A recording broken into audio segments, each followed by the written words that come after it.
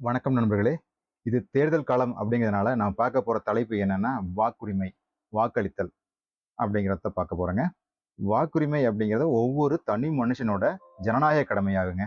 இந்த ஜனநாயக கடமைய ஒவ்வொருத்தரும் சரிபோக சிறப்பா செஞ்சுட்டோம் அப்படின்னா, "இயற்றலும் ஈட்டலும் காத்தலும் காத்த வகுத்தலும் வல்லது அரசு" அப்படிங்கிற வள்ளுவன் வாக்குக்கு ஏற்ப ரொம்ப அரசாட்சி சிறப்பா இருக்குங்க. அது எப்படிங்க? இது நீங்க சிறப்பா இருக்குன்னு சொல்றீங்க? நாங்களும் ஓட்டு போட்டுட்டு தானே இருக்கிறோம் ஒவ்வொரு முறையும் அப்படின்னு நீங்க கேட்கறது புரியுது. அதாவது ஒரு நல்ல மக்கள் பிரதிநிதிய நம்ம செலக்ட் பண்றதுல தான் இதனோட வெற்றியே இருக்குதுங்க. சரிங்களா? நம்ம ஒரு குடிமகனா ஒரு நல்ல மக்கள் பிரதிநிதிய செலக்ட் பண்ணணுங்க. அது எப்படிங்க? அதாவது நம்ம மக்கள் பிரதிநிதியா நம்ம செலக்ட் பண்ணக்கூடிய ஒரு ஆள் எப்படி இருக்கணும் அப்படின்னா, நம்மளோட பிரச்சனைகள அவரோட பிரச்சனையா கருதி அதை எப்படி தீர்வு பண்ணலாம் அப்படின்னு அவரு முயற்சி செய்யணும். அது இல்லாம மக்களாட்சி தத்துவத்தினோட அடிப்படையே வந்து அதிகாரத்த ஒருத்தருக்கு குடுக்கல.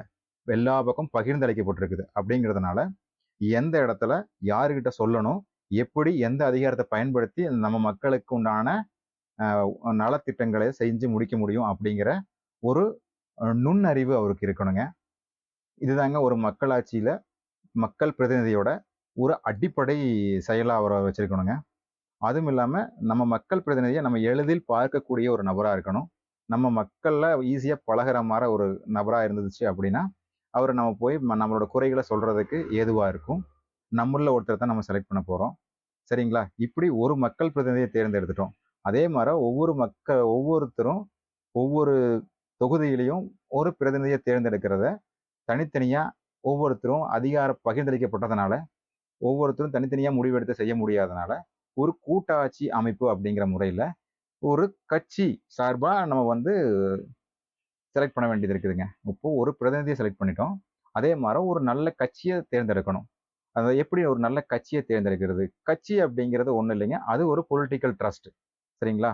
அவங்களோட பைலா அப்படின்னு சொல்லி ஒண்ணு இருக்குதுங்க. அத நாம படிச்சு பார்க்கலாம். நம்மளுக்கு தெரியல அப்படின்னு சொன்னா, அவங்களோட அஃபிஷியல் வெப்சைட் ஒவ்வொரு கட்சிகளுமே அவங்களுக்குன்னு சொல்லி தனித்தனியா வெப்சைட் இணையதள முகவரி இருக்குது. அந்த முகவரியில போய் பார்த்தா, அவங்களோட பைலா காப்பி இருக்குது. இல்ல அப்படின்னா, அவங்களுக்கு நம்ம இமெயில் மூலமா நோட்டிஃபிகேஷன் அனுப்பிச்சோம் அப்படின்னா, அவங்க நம்மளுக்கு தருவாங்க. அதுல நம்ம வந்து அவங்களோட ஷார்ட் டெர்ம் கோல்ஸ் என்ன, லாங் டெர்ம் கோல்ஸ் என்ன, நீங்க எப்படி மக்களுக்கு இந்த மாரி நலத்திட்ட உதவிகள் நாங்க செய்ய போறீங்க, நல்லது செய்ய போறேன்னு சொல்றீங்க.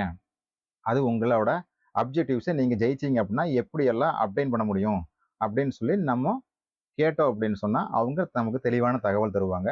அதன் மூலமா நம்ம ஒரு நல்ல கட்சிய தேர்ந்தெடுக்கணும். அந்த கட்சிய தேர்ந்தெடுத்துக்கிட்டு, அந்த கட்சியின் மூலமா ந வேட்பாளர் அதுக்கு தகுதியானவரா? அவங்க வந்து தகுதியான வேட்பாளர் தான் நிறுத்தியிருப்பாங்க.